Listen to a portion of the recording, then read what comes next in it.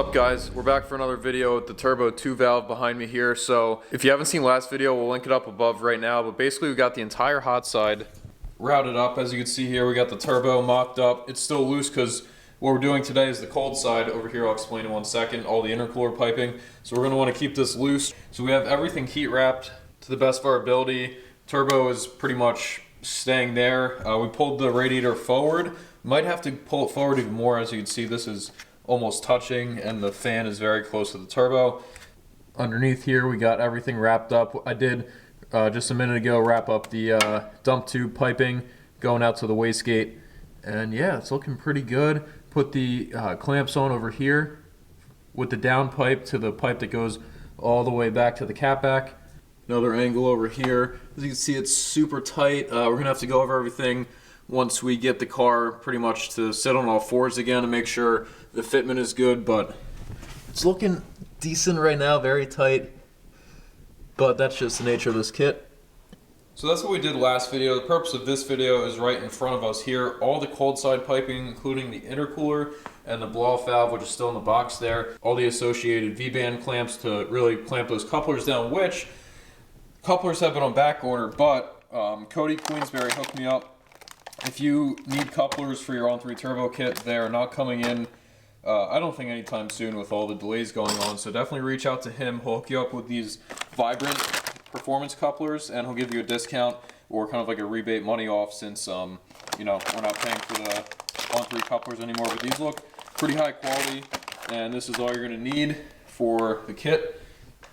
So yeah, we're going to basically mount all this piping up, get the couplers on, leave it all pretty loose for the meantime, just so we can make sure we have everything in place. And one very important note, do not put the intercooler on first. Do not try and mount that first, because it's going to be a royal pain in your ass. So do everything else first, all the piping, mock it up loose, and then last but not least, we'll do the intercooler, which is going to sit right about here. We're going to try and leave this bash bar on, but we will see how the fitment is.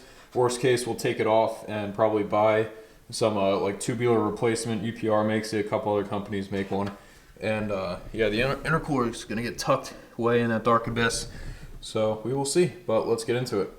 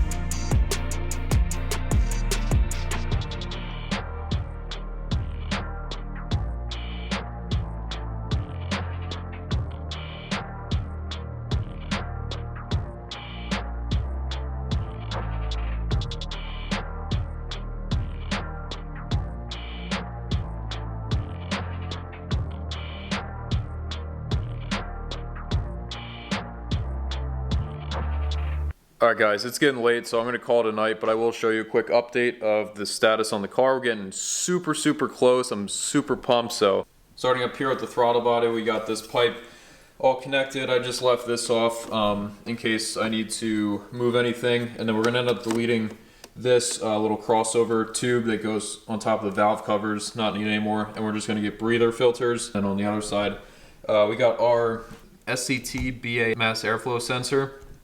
So this is going to allow readings for the airflow at much higher rates than, you know, a stock car or whatever. And had to get this special adapter harness piece right here. I'll put that in the description if you guys are interested what that is. I think it was like, I don't know, maybe 20 bucks, and this was the expensive one. That was about, I think, $270 or something. But you definitely need a high performance mass airflow meter to indeed read all that. And then, as you can see, this is welded up from On3, and that's like a $60 option. And then down here, hooked up the silicone coupler, and you go in the wheel well, and that's hooked up. Nothing's really tight because you need to leave it loose to mock it up. Then the pipe goes down. Over here, we'll have our blow-off valve right here. We'll probably do that last. And then I took the bash bar off just to kind of get fitment perfect. And I think I'm either going to leave it off or I'm going to loop those lines. I'll show you in a second, because the fitment is very, very tight if you want to go up and in between the condenser. So that is that side, and I think it looks super cool if we just left that completely off, but obviously for safety, has that, you know, accordion style thing that braces the impact if you ever did hit something from the front. And this is the power steering line. So, whoops, it's like I said, very tight up in there. Right where I'm shining the light there, you basically cut the line and loop it, so it eliminates all the excess line on the front. And I think that's the best route to go. Really just gets in the way, so it's kind of a nuisance, and I think we're just gonna end up looping it. And then down here, we got the pipe going down from the turbo all the way out here. And literally the last step for the cold side is to mount the intercooler. So we'll do that this week, and that's pretty much a wrap. Like we mentioned before, just gotta put all the suspension parts back up, and then we'll be real close to the first start. All right, so we'll see you tomorrow. We're back. It's the following day, and we're almost done with the cold side. We got pretty much everything mocked up. We did get our Moroso coolant reservoir. We ended up hooking up this the crossover pipe, they call it. All the intercooler piping is mocked up. The only thing we have left to do is kind of mount this intercooler. Unfortunately, On3 doesn't give us brackets. They were supposed to, I believe, right? Yeah, I think they give you the bottom support brackets, but not the top brackets, unless I lost them, that go here to here. So we're pretty much gonna try and run a bracket, probably easier to see on this side, from this right here, and then kind of mount it up to here somehow. We're gonna go to Lowe's and try and, you know, see if they sell an L bracket or just a straight piece of aluminum, and we'll kind of twist and turn it the way it needs to be. But yeah, we got pretty much everything to go. That's like the last step. We gotta get coolant, we got the oil change, we gotta put some power steering fluid in there, because we ended up looping, because down here where the intercooler would sit, there's the power steering cooler line that goes in behind this and in front of the little condenser. So we ended up deleting that and just kind of, you know, routing it, looping it as they call it. So we did that. So that gave us room for this. So in that case, we did lose a lot of fluid, so we're going to put some in there. We'll have to bleed the system as well. Enough of me talking. Let's go get the parts that we need, and you'll see us in a second.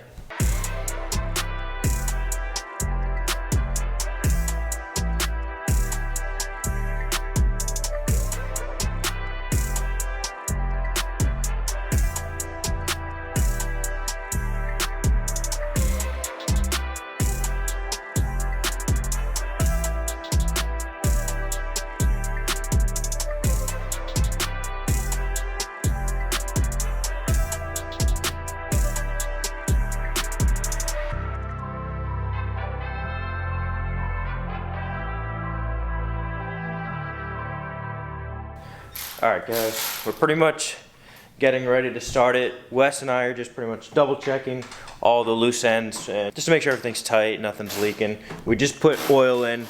We did Motorcraft, the 5W50, so we did that instead of the regular 5W20. Yeah, I mean, Wes, you're just bolting up some things down there, just some V. The last V-band, I think, and making sure nothing's going to catch on fire over here. Yeah, we got a little breather over here hooked up to this. And then right here, we do have our air fuel gauge wire harness. We got to route that inside the vehicle. We'll probably do that later. maybe not tonight or whatnot, but to get it started, we don't need really any idea of what the AFRs are. I mean, it's probably good to have, but we're only going to just turn it over, let it idle for a little bit. It's not going to run good, probably without a bass tune, but we'll see. We'll see. So we're going to button this up, and then it's going to be jumping right into the startup, so stay tuned. Alright guys, this has been like years thinking about this, years in the making, and it's finally actually happening after 2 months of, you know, fully putting this kit together. We're super stoked, and it's really only the beginning of this build right here, because we've just been doing bolt-ons, and now it's going to be an absolute animal with the turbo, so we're pretty pumped. So thanks for all the love and support, and let's start this thing. And we didn't do anything off camera. This is our raw first start. Pretty much going to check for leaks. I'm going to add coolant as we go once the car warms up a little bit, but let's hope it starts. Fingers crossed, man. Yep. Let's do it. This here. Yeah, do maybe like, you know, a couple primes. Battery, power, that's a good sign.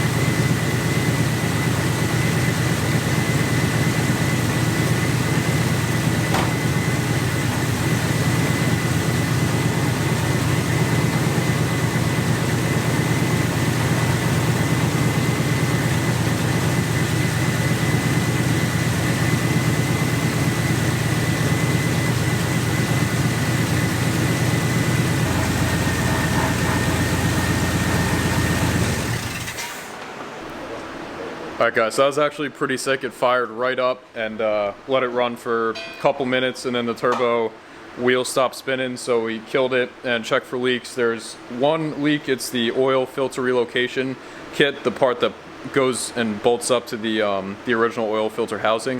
So we're trying to obviously not take too much off and fix that leak, and then there's a few other small exhaust leaks, which is, you know, to be expected. But yeah, it sounded pretty wicked. I can't wait till we hook up all the, you know, the vacuum lines, and once we rev it, really hear the turbo more. But right now, I'm surprised it started right up, and I think overall it's pretty good. We did have a slight rattle with the intercooler, so we took the bash bar off. I think it was ever so slightly touching right there, so we'll fix that. But yeah, let's get this leak fixed and stay tuned.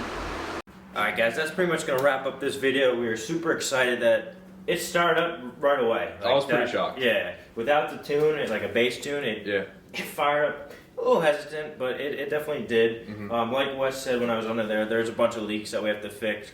More along the lines of like the exhaust, like the V-band, not the V-band clamps, but the sleeve clamps. Yeah, the cheap sleeves. Yeah, it might either have to get a different brand one, or just kind of, we'll make it work, whatever the case is. We won't put that on camera, we'll do that probably sometime during the week.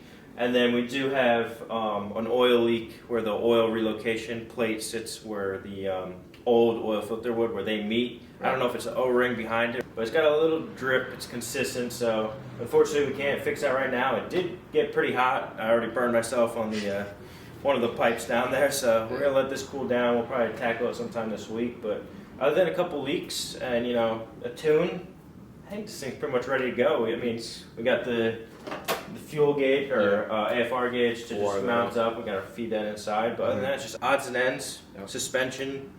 Yeah, we'll get all that on down there. Yeah, the wheel liner. Got to put some more coolant in. We got to get that thermostat to open up so we can put more of that. I'm proud of this thing. The next video will be basically trailering it down to Delaware to get it all tuned up and everything. And hopefully the tuner's not too booked up, but I mean, it is the holiday season and everything's delayed and whatnot, so we'll see. Trying to get this thing driving ASAP. Hopefully before winter time, because it's going to hibernate, but we'll see. I mean, it's really... We're doing our best with all the situation going on. Yeah, So. but no, this was super exciting. We got this thing running to the best that it can, and it's just, this is a surreal feeling for both of us, being able to have this thing fire up so quick. Yeah, finally seeing it, you know, in action and turning on. It's been over 2 months at this point, so. Yeah, without further ado, we're gonna wrap this video up, and I guess the next video will be the tuning day, so stay tuned. Peace. Peace.